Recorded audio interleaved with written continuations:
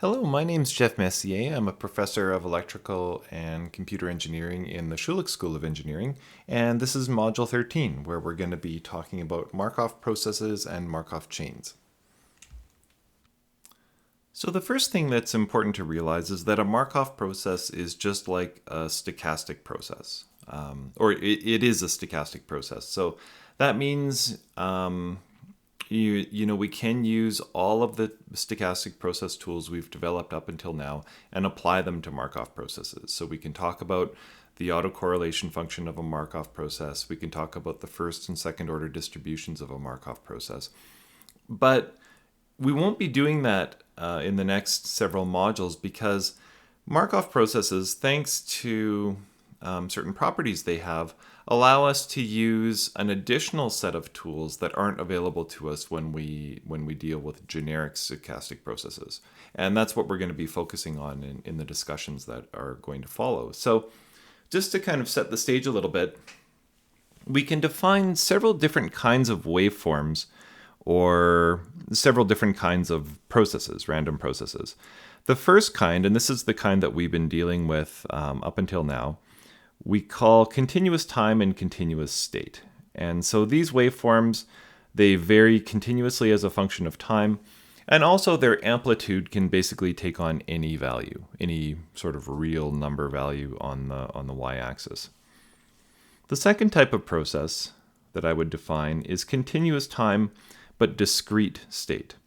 So these processes have values for all time, but we restrict the amplitude, if you like, of the stochastic process to a certain finite number of countable, or to a certain discrete, or a certain number of discrete values. So we have this sort of square wave kind of waveform. We can also have a discrete time continuous state, and a discrete time signal is one that has values at certain sample points, but we generally don't define a value for those waveforms between the sample points. And continuous state means that still we can take on any sort of amplitude value. And finally, we can have discrete time and discrete state, where we have a sampled waveform that exists only at certain sample times, and also we restrict to having a certain, or to having amplitudes that are drawn from a discrete set of possible values. And it's the discrete time, discrete state type of waveform that we're going to be focusing on in our Markov process and Markov chain discussion. So we're basically going to talk about waveforms that, or processes that make sudden transitions at certain sample times, usually we'll call them. And those transitions, at each sample time, the waveform will make a transition between a certain number of discrete values or discrete states. Now, these types of discrete time, discrete state processes can be very useful for engineers. First of all, we can use them as an approximation for any continuous time, continuous state waveform. We just sort of quantize the amplitude of the waveform into a certain number of bins, and then we sample the waveform at particular sample times. So any continuous time, continuous state waveform can be approximated as a discrete time, discrete state waveform. Also, we sometimes use discrete time, discrete time, discrete state waveforms to approximate or to represent the operation of machines that have a certain number of states. So we could think of, for example, the buffer in a router in a data network as having a certain number of states indicating empty, full, and perhaps a number of states representing sort of the intermediate capacities of the buffer or the intermediate usage of the buffer. So we could have state 0 is empty, state 1 is we're buffering 1 packet, state 2 is buffering 2 packets, and so on. And the transition between having a packet added to the buffer or a packet removed from the buffer would occur at certain discrete time steps based on the length of these packets that are being transmitted and received. And we make hard transitions between states. If we're empty we have a packet arrive, we make a hard transition from 0 to 1. If another packet arrives before we can get rid of the first one, we go from 1 to 2. If we then get rid of those 2 packets, we go from 2 back to 0. And so any kind of engineering system that has states that can change as a function of time can be represented as a discrete time, discrete state process, and potentially can be represented as a Markov process. So there's a wide sort of range of applications for Markov processes and Markov chains. So any discrete time, discrete state stochastic process can be represented as a vector of random variables. So, and generally the subscript is matches the sample time. So x0 represents the value or the state of the system at the first sample point, and x0 is a random variable, but a discrete random variable because we're considering a discrete state system. x1 represents the system at the second time point, x2 at the third time point, and so on. And so you could imagine us creating a form of discrete autocorrelation function from this, and of course the first order and second order PDFs would be relatively easy to understand because we're used to the notion that if you sample a stochastic process at a particular time, you get a random variable, and that's exactly what we have here. So if we sample this stochastic process at sample time 1, then this is the random variable that we would get. And the first order distribution would be just the PDF of x1. Now it's important to point out that not all discrete time, discrete state stochastic processes are Markov processes. There's a very specific criteria that must be met to be considered a Markov process. And it has to do with the probability of state transitions. So let's look at a conditional probability where we say the probability that we're going to assume a state j at time step n plus 1, given that we were in state I at time step n, state I n minus 1 at time step n minus 1, there should be some dots here, all the way back to state I0 at time step 0. So basically what we've got after the conditional is the whole history of the stochastic process. So the state it was in at time step n, n minus 1, n minus 2, all the way back to 0. So the probability that we make a transition to a particular new state in the next time step, given that we have this whole history recorded, is just equal to the conditional probability that we make that transition to state j, given that we know the current state, our current state at time step n. So said in a perhaps clearer way, in order to be a Markov process, the probability of us making a transition to a future state is a function only of the state that we are currently in right now. It doesn't matter what state we were in our previous time steps. It doesn't matter how we got to our current state. All that past history doesn't matter. All that matters is the state that we're in right now. That's the only thing that influences the probability that we make a transition to another state in the very next time step. And we call these conditional probabilities, so as a bit of a shorthand notation, the probability that we are in state j in the next time step, given that we are in state I in the current time step, is just denoted Pij, and we call these transition probabilities. So let's think now about a very simple Markov chain, a very simple Markov process that just has two states, state 1 and state 2. And this would be a stochastic process that is restricted to taking on only two values. So a binary waveform, for example, would be modeled this way. And so if we think about, if our process is in state 1, there's two transition probabilities associated with state 1. P11 represents the probability that we are in state 1 at the next time step, given that we're currently in state 1. So basically the probability that we stay in state 1. P12 represents the probability that we make a transition to state 2 in the next time step, given that we are currently in state 1. What we can say about these two probabilities is that they have to add up to be equal to 1. The reason for this is because, first of all, how can we add these probabilities?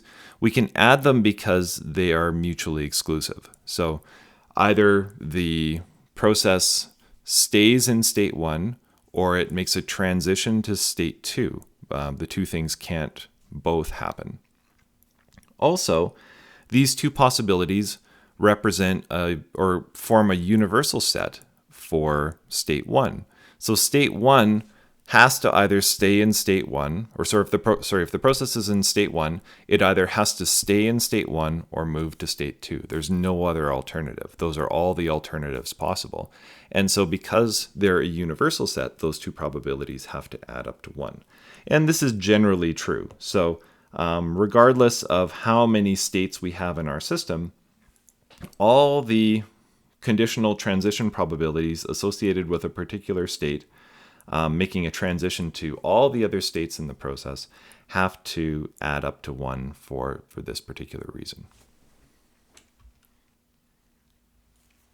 So if these transition probabilities are independent of time, that means they're basically just constant and they never ever change, then we say that our Markov process is homogeneous or stationary. And the term stationary hopefully kind of makes a little bit of sense because we know that stationary means basically the statistics are in some cases independent of where you sample the waveform in time.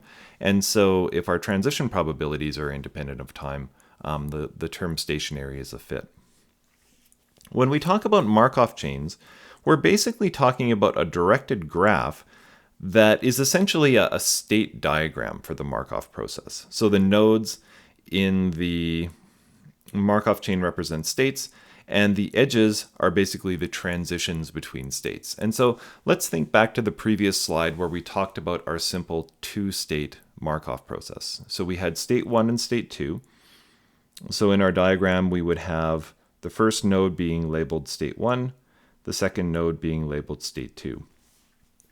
The edges in the graph represent all the possible transitions that we can make between states.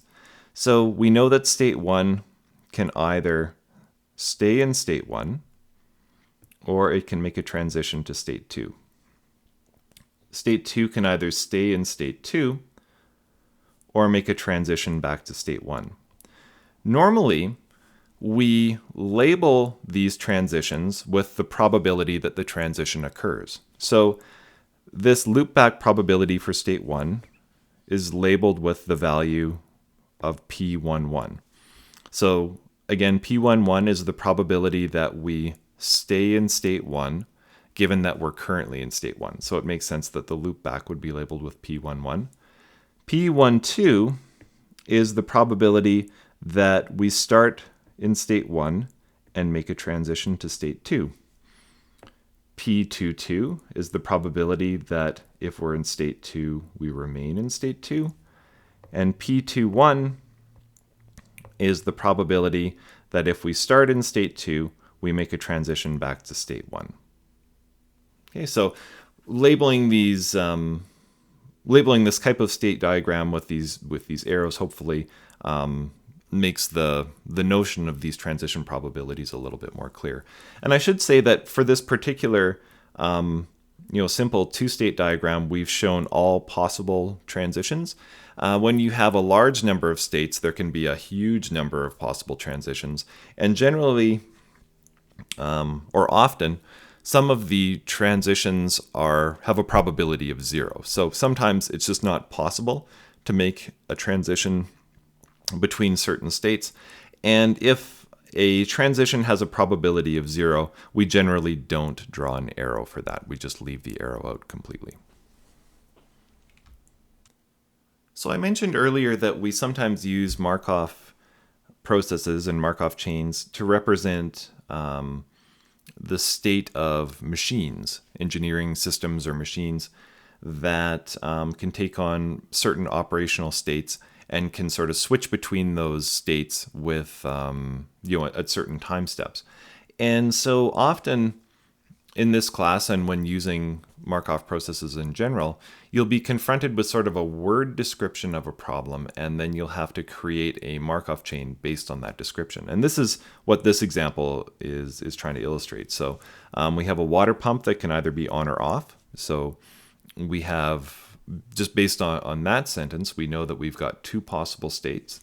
So we would have two nodes in our Markov chain.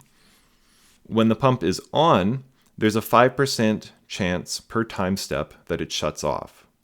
Okay, so given that we are in the on state, the probability of making a transition to the off state is 5%.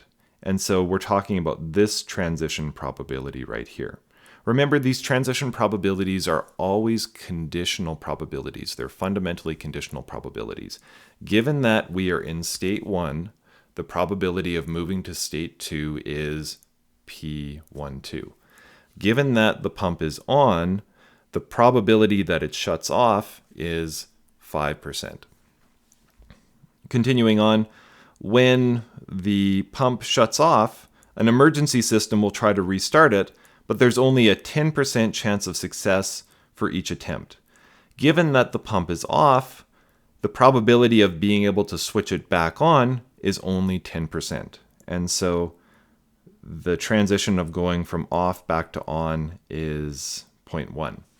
Now, that's the end of my description of the problem, and we've still got two transition probabilities, the two loopback probabilities that are unlabeled. However, remember that all transition probabilities leaving a particular state have to sum to 1. And so if we know that the probability of going from on to off is 5%, we know that the loopback probability has to be 0.95. If the probability of going from off back to on again is 0.1, then the probability of staying in the off state is 0.9. Now, in theory, we can have a discrete state stochastic process with an infinite number of states, but if we have a countable number of states, then we have, and our process is a Markov process, we have what's known as a finite Markov chain. So a finite Markov chain is one with a countable number of states, capital K.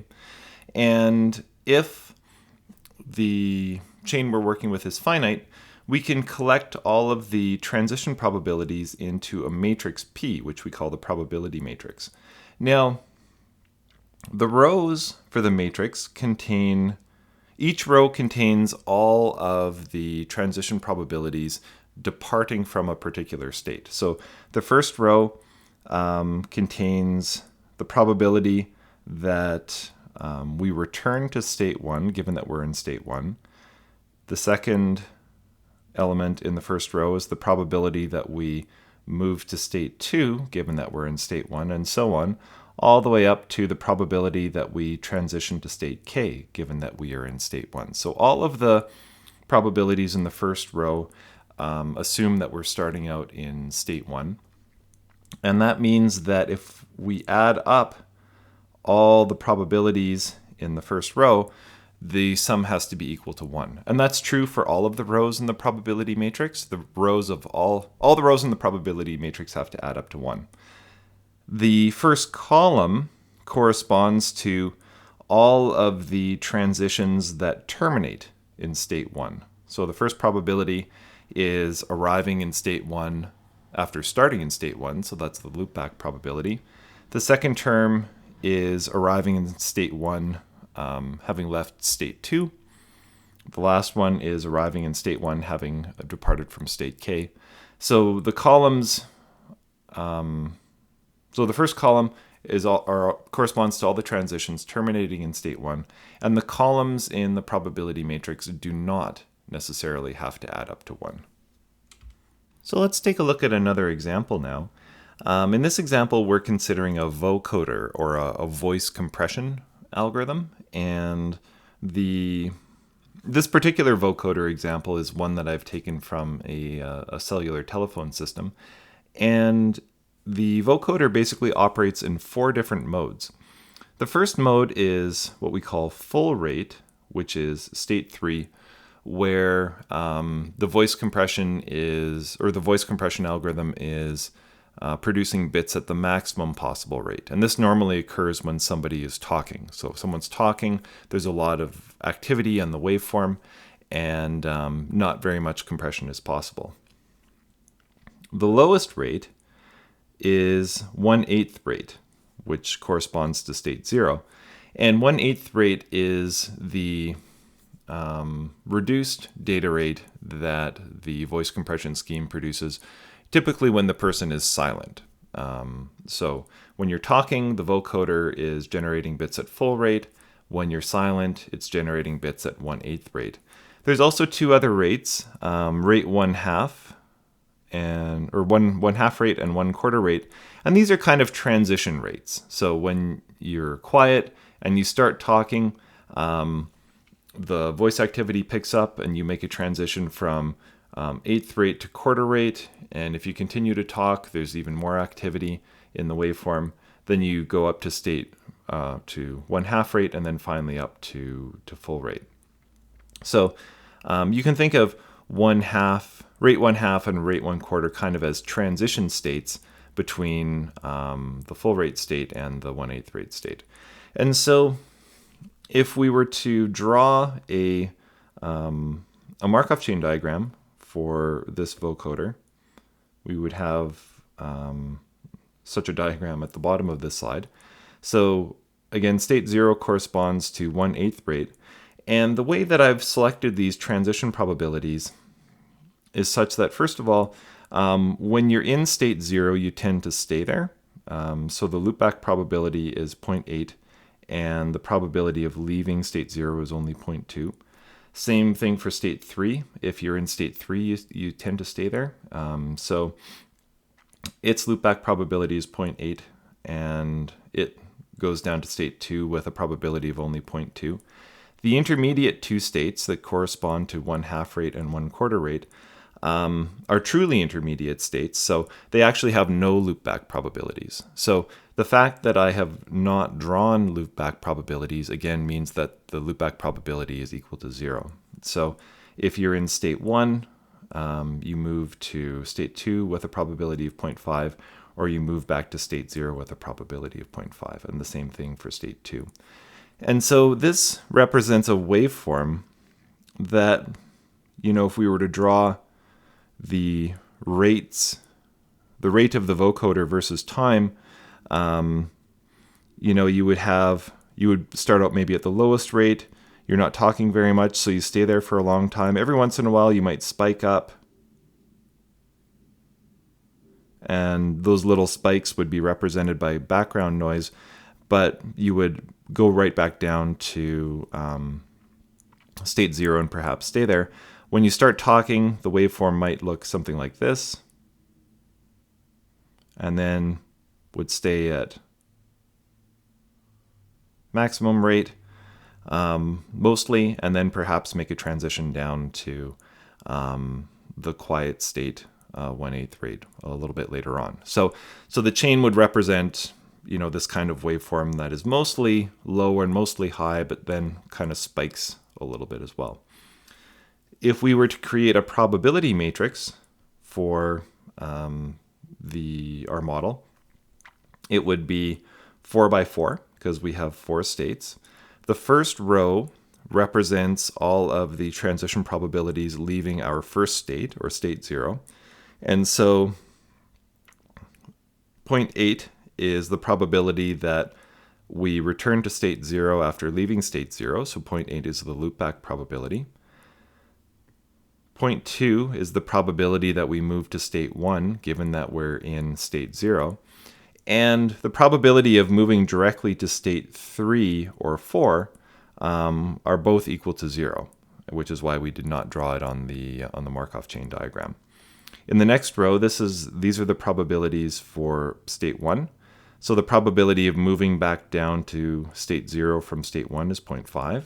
The probability of moving up to state 2 from state 1 is 0.5. The probability of staying in state 2 is 0. So the loopback probabilities exist on the diagonal of the P matrix, and the loopback probabilities for state 1 and state 2 are both 0 in this particular case. And so you can, and of course, the second row adds up to 1. Third row and fourth row also add up to 1. So you can kind of work through that, and that's how you would populate the probability matrix for this particular example. So one thing it's important to emphasize is that the P matrix, or the probability matrix, contains or indicates the probability of moving from one state to another in a single time step. So clearly in our vocoder example, and I've got the Markov chain drawn here again, it's impossible to go from state 0 directly to state 3 in a single step, and so we've got no arrow drawn here on the diagram, and we have a 0 for the P03 transition probability in the matrix. However, clearly it is possible to go from state 0 to state 3. It just takes more than one time step, right? So we might start out in state 0, maybe we'll loop back, maybe we go up to state 1, maybe we go back down, then we go up to state 1 again, state 2, and state 3, right? So we ended up going from state 0 to state 3, but it took us 1, 2, 3, 4, 5, 6 time steps. We could have also gone in 1, 2, 3 time steps, or any number of time steps greater than 3 if we sort of bounce back and forth with the intermediate states, or perhaps loop around a little bit in state 0. And it's important to be able to calculate those transition probabilities that take more than one time step. And so we call these the n-step transition probabilities. And just as a bit of notation, the probability of moving from state I to state j in n time steps, again, is a conditional probability. So given that we're in state I at some time step m, what's the probability that we're in state j at some time step n plus m? And that's equal to pij, and then we introduce this superscript where inside a round bracket we have the value n, and that's the number of time steps. Now I really want to emphasize at this point that this is not an exponent, right? So the two-step transition probability is not just the one-step transition probability squared.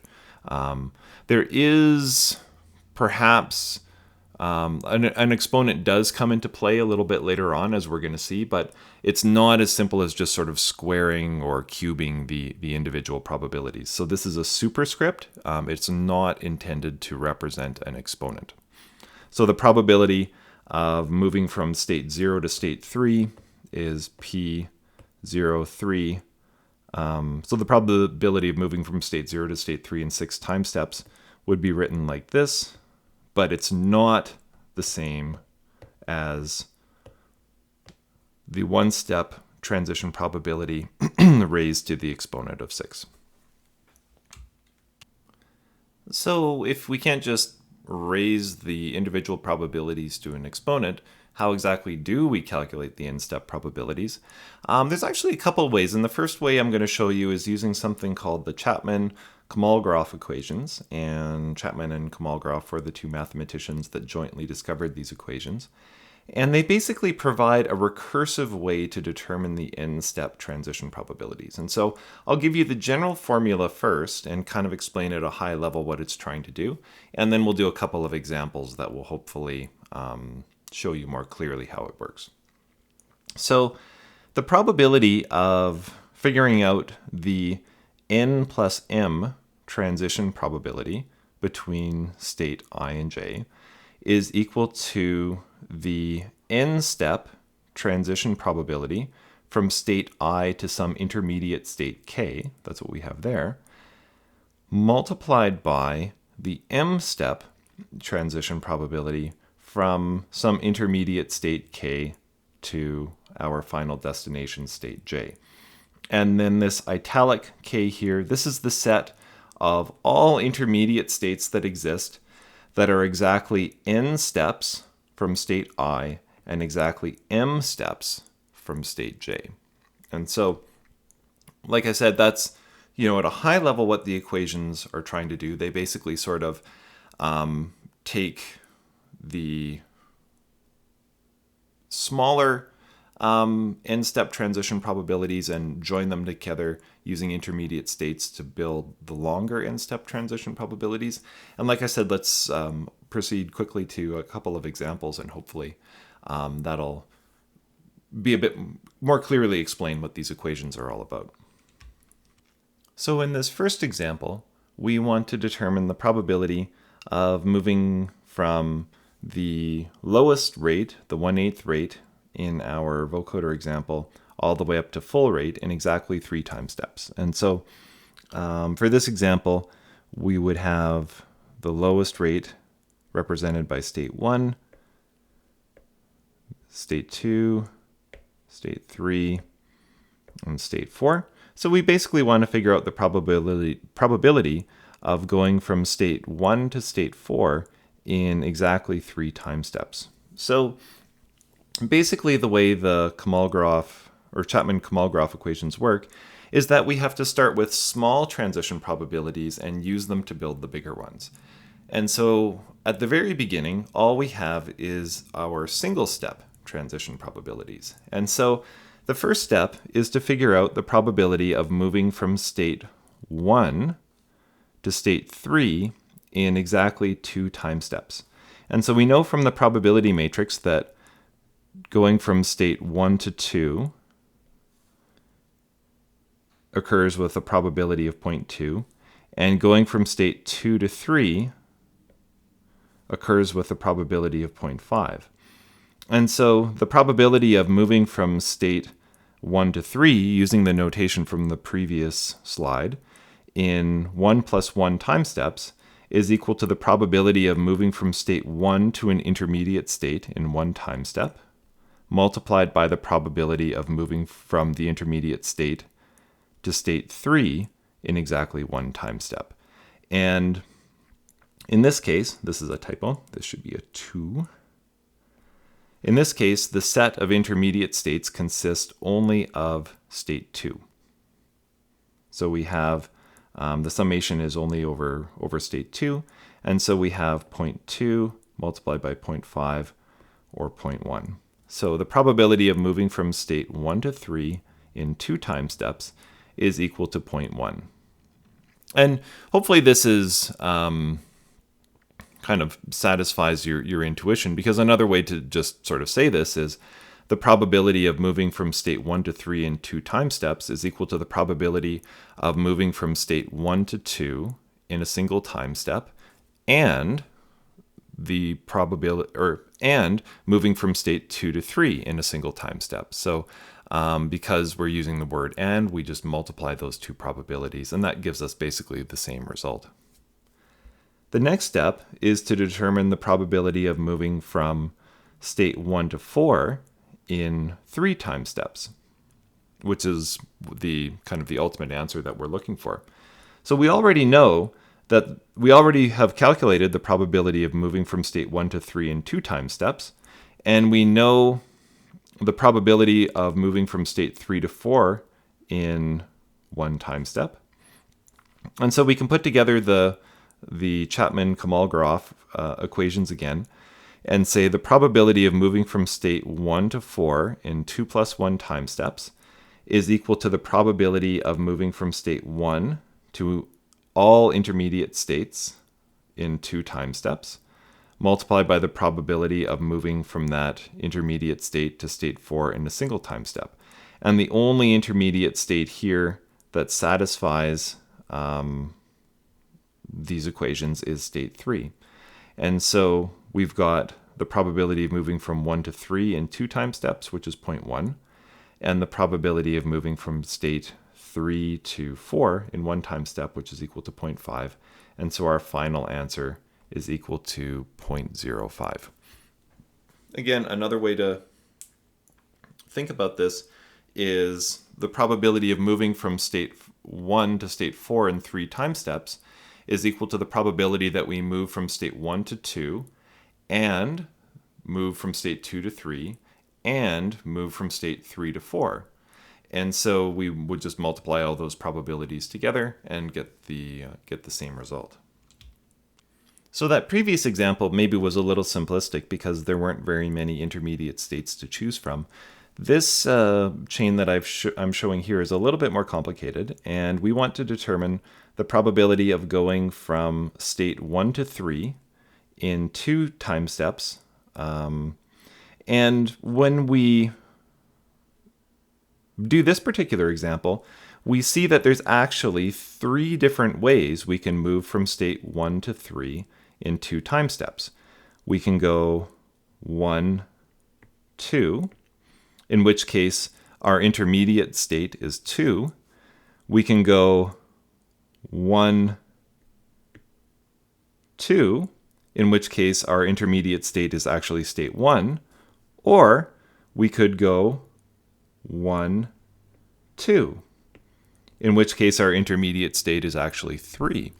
So we've got basically every single state in this Markov chain corresponds to an intermediate state in this sort of 2-step transition between state 1 and 3. And so our Chapman-Kolmogorov equation then is equal to the summation of the probability of making a transition from state 1 to an intermediate state in a single time step, multiplied by the probability of making the transition from that intermediate state to state 3 in a single time step. But we have the summation over a set of 3 possible intermediate states. And so we have the first term, which corresponds to stepping through state 2, the second term, which corresponds to stepping directly to state 3 in a single time step and then looping around, and then the final term, which corresponds to looping around in state 1 and then transitioning directly to state 3. And if you calculate that, then you get 0.67. The way to understand this equation again is we could express the equation in words by saying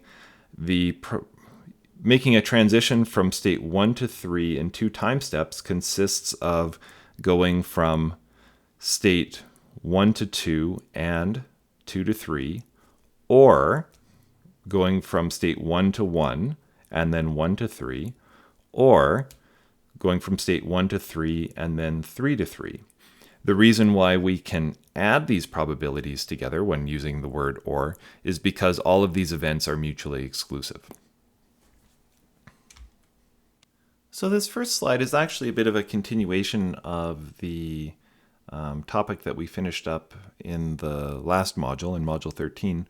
This is basically a simpler way to calculate the Chapman-Kolmogorov equations. So we sort of looked at this kind of recursive method in module 13 where we had to kind of look at the Markov chain and identify these intermediate states and sort of build up the longer n-step probabilities from the shorter ones.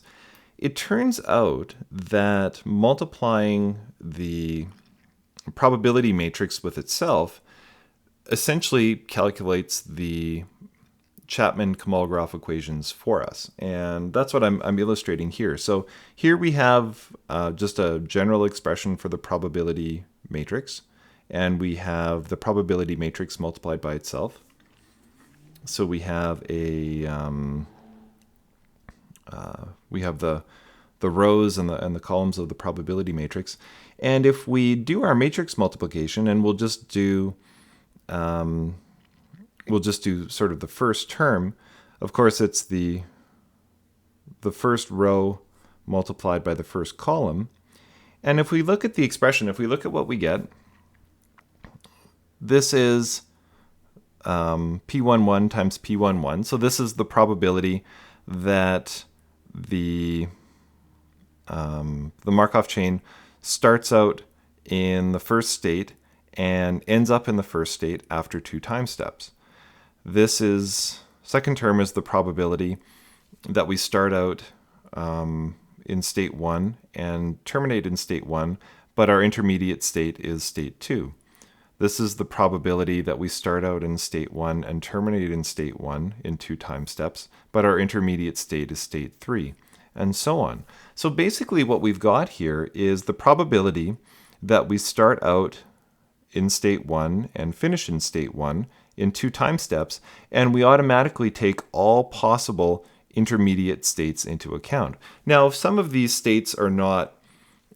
intermediate states are not valid, what's going to happen is there's just going to be a 0 in either the row or the column if the transition isn't possible, and then that automatically kind of cancels out one of the terms from this expression. So basically what we have when we're done in the upper left corner of the matrix is the probability of starting out in state 1 and ending in state 1 after 2 time steps. And if you want to extend this example yourself, you can see that the second element we have in the first row is going to be equal to the probability of starting out in state 1 and ending up in state 2 after 2 time steps. The last one will be the probability of starting out in state 1 and ending up in state k after 2 time steps. And the same thing we can find in the second row. And so basically, just by taking the probability matrix and multiplying it by itself, or raising it to the exponent of 2, we calculate the 2-step transition probabilities for every possible matrix transition, or every possible transition in the Markov chain. So this is a much more, particularly if you have access to a scientific computing package like MATLAB, this is a much easier way to calculate the Chapman-Kolmogorov equations than doing it by hand. It's useful to learn how to do it by hand just so you really understand what they're doing. But practically speaking, if you have a Markov chain of any significant size at all, or if you want to determine the n-step transition probabilities for any, value of n larger than 2 or 3, this is definitely the way to do the calculation. So we saw on the previous slide that the 2-step transition probabilities can be determined by raising the matrix P to an exponent of 2. By induction, we can show that the n-step transition probabilities can be calculated by raising the probability matrix to the exponent of n, where n really is an exponent now. It's not the sort of superscript that we've been using before. And so, for example, if we wanted to determine the 3-step transition probabilities for all states in our Vocoder Markov chain, we would take our probability matrix and raise it to the exponent of 3, which is which I just did in MATLAB, and we have all of the 3-step transition probabilities. Now, if you'll remember, the probability that we calculated by hand was the probability of going from state 1 to state 4 in 3 time steps. And to find this probability, we would go to row 1, because that's the state that we're starting out in. And we would go to the 4th column, because that's our destination state. And the answer, 0.05, is the same that we calculated by hand. But as kind of a bonus, basically, we get the 3-step transition probabilities for all other possible transitions. So, for example, the probability of starting out in state 4 and ending in state 4 after 3 time steps is 0.672.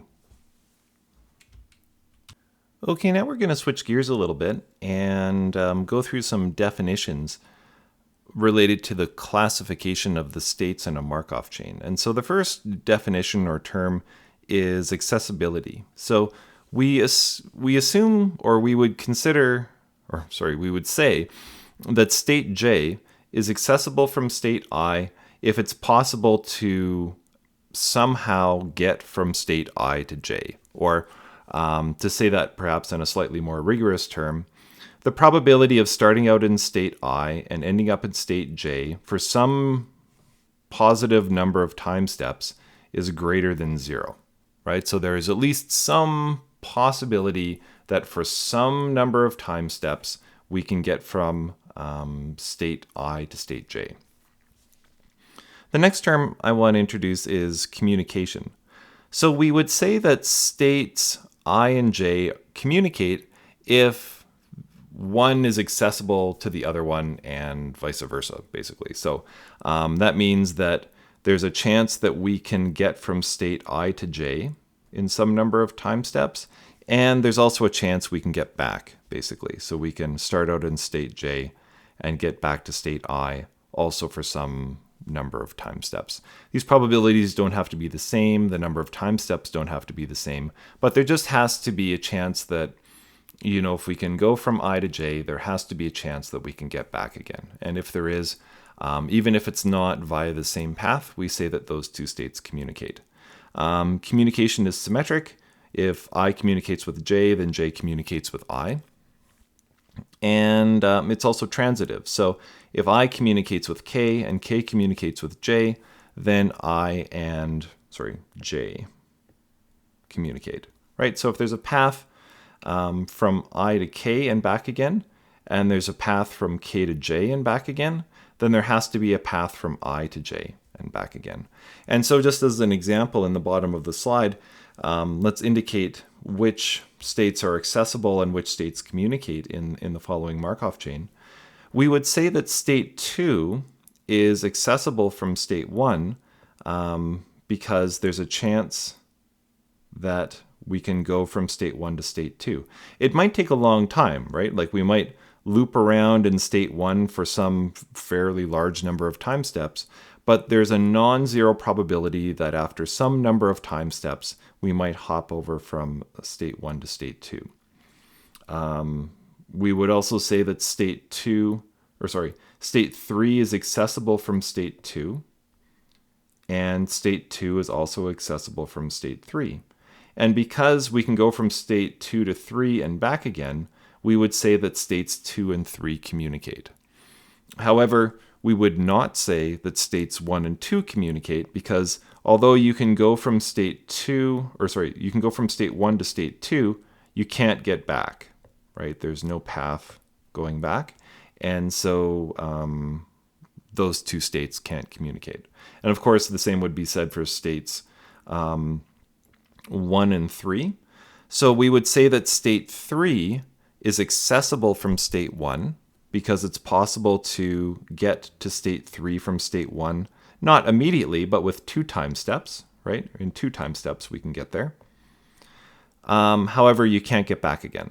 You can't go from state 3 back to state 1. So state 1 and 3 do not communicate. So the next concept is the concept of classes of states. So any two states that communicate are said to be in the same class. And an equivalence class is the set of all states in a Markov chain that communicate. And a Markov chain has to have a minimum 1 and will sometimes have more than 1 classes. So in the following example, determine the classes for the following Markov chain. Well, first of all, we know that states 2 and 3 communicate. So class A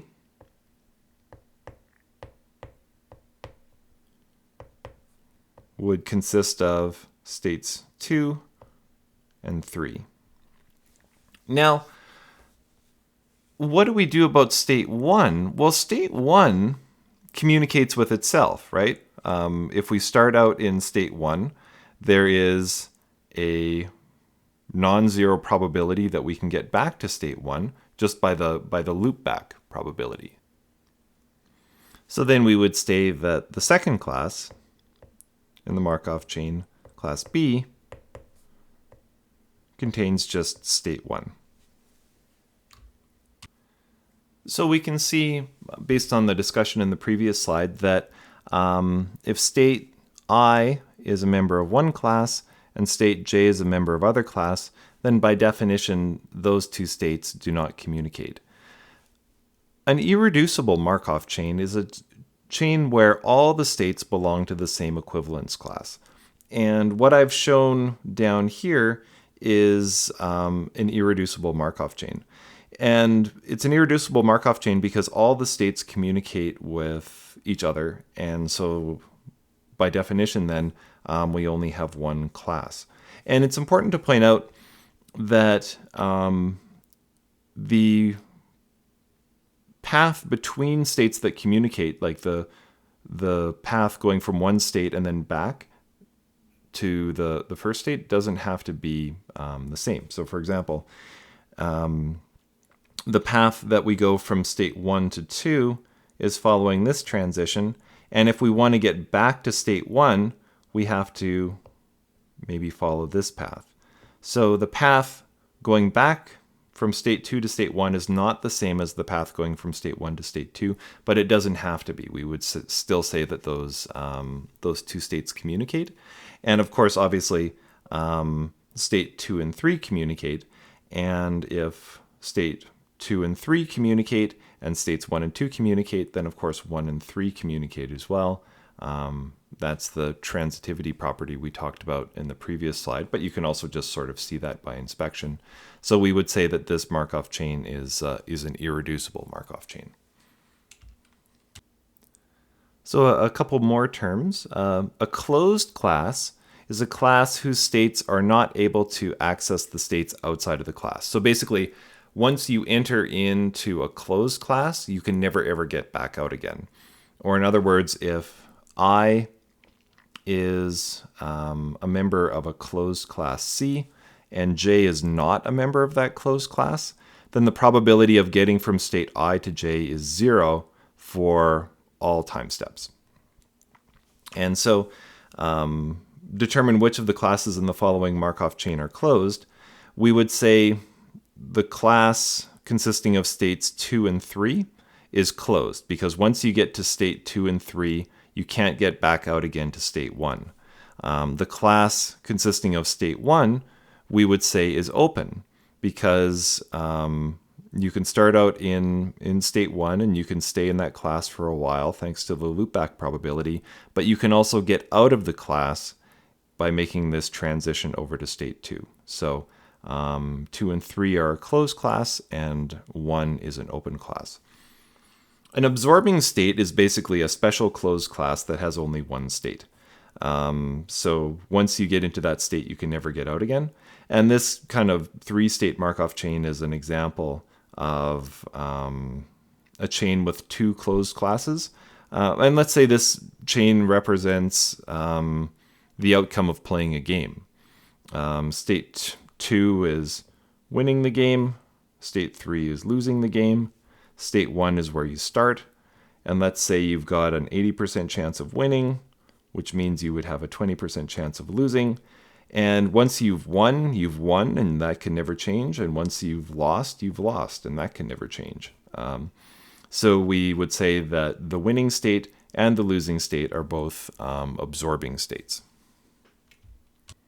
And just to do a few more examples, in the following, define the classes for the following chains and indicate whether or not they are open or closed. So let's consider case A first. We've got 3 states, and all of the states in this chain communicate. So we can start out in state 1, and we can get to state 3, and then we can get back to state 1 by going through state 2.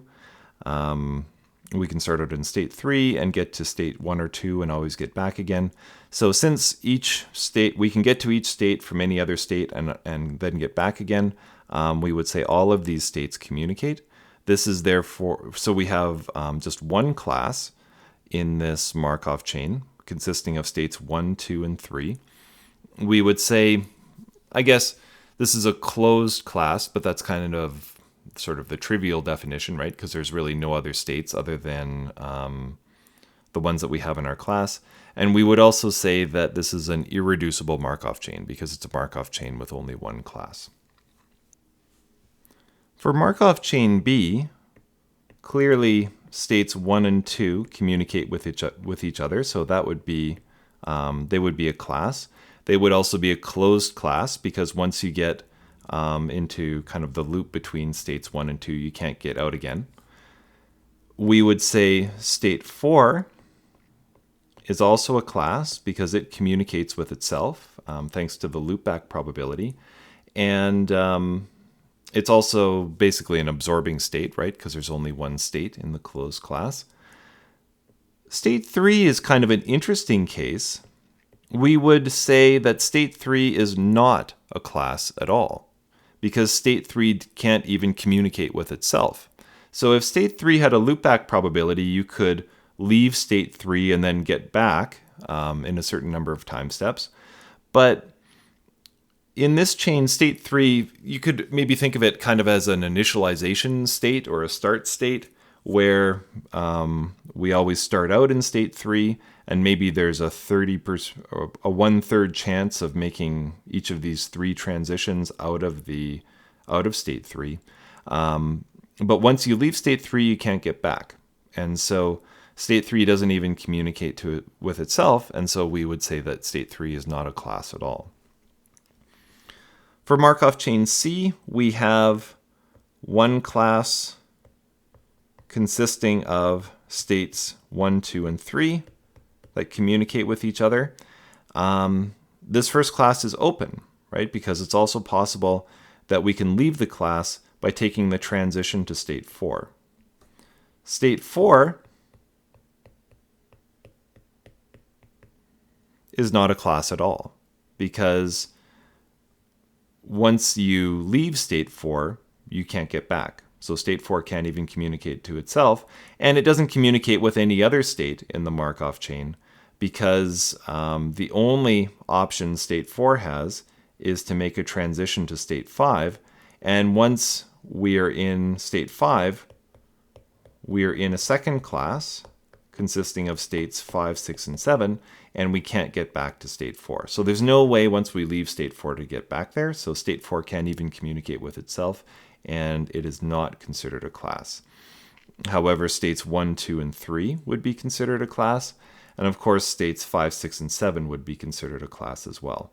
1, 2, and 3 are an open class because you can leave the class. States 5, 6, and 7 are a closed class because once you're in the 5, 6, 7 class, you can't leave. The next concept is the concept of transient and recurrent states. So let's define an event that we call state visitation, Vij. And so Vij occurs the very first time the process visits state J after starting from state I. So if we had a Markov chain that looked like this, 1, 2, 3, maybe it looked like something like this.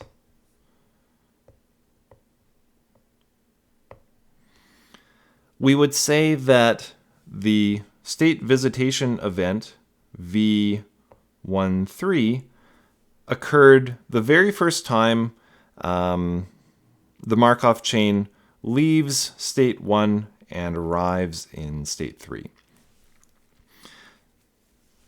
The notion of transience and recurrence is kind of based on this concept of visitation. So we say that a state is recurrent if the probability of visiting yourself is equal to 1. Basically what this means is if you leave a state and the probability of eventually getting back there. It doesn't say how many time steps this requires. It could take maybe almost an infinite number of time steps. But in some number of time steps, if the probability of eventually getting back to the state is equal to 1, then we say that the state is recurrent. The state is transient, however, if the probability of returning to the state after you leave it is not guaranteed, or if the probability is less than 1. So if you leave a state and there's a less than 1 chance or a probability of less than 1 that you're going to get back, we say the state is transient. And if you're guaranteed to get back after some number of time steps, then we say the state is recurrent. Recurrence and transience are class properties. So if states I and j communicate and state I is recurrent, then state j is recurrent as well. If states I and j communicate and state I is transient, then state j is transient as well. And a finite Markov chain always has at least one set of recurrent states. So to help reinforce this notion, here's an example. In this example, we're going to determine which of the states we would consider transient and which we would consider recurrent. Let's start with state 1. So if we start out in state 1, we can do a loop back. We can go to state 2 and back to state 1. So there's certainly paths back to state 1. However, if by chance we go to state 2 and then we make the transition to state 3, we can never ever come back again to state 1. And so the probability of returning to state 1 after we leave it is less than 1. So it's not guaranteed. Once we leave state 1, we are not guaranteed to return to it, even for an infinite number of time steps. We would say the same thing for state 2. So if we start out in state 2 and we sort of bump back and forth between state 1 and 2 and maybe loop back a little bit in state 1, we can get back to state 2. So it is possible.